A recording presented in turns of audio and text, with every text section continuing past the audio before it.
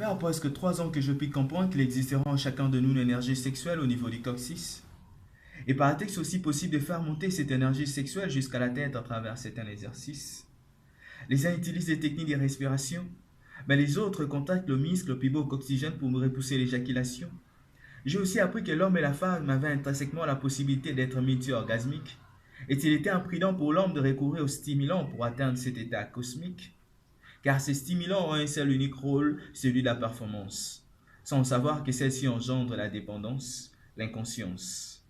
Tandis que les techniques de respiration et de contraction du muscle pubo-coccygienne sont de moyens naturels pour vivre une sexualité saine.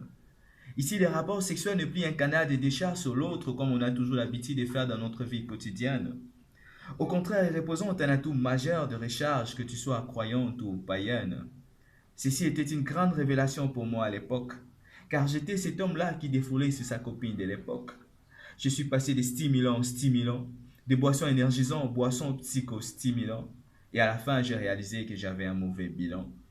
C'est alors là que j'ai commencé à faire des recherches sur une sexualité plus épanouissante. Et par magie, je suis tombé sur un livre dénommé La sexualité consciente. Le tout premier chapitre de ce livre m'a bouleversé. Oui, je te jure que ça m'a vraiment choqué.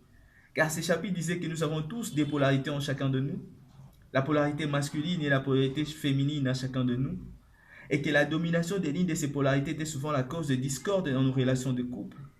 Et qu'une relation de couple heureuse et durable est celle dont les deux partenaires ont déjà équilibré les deux polarités en eux et forment un seul unique groupe.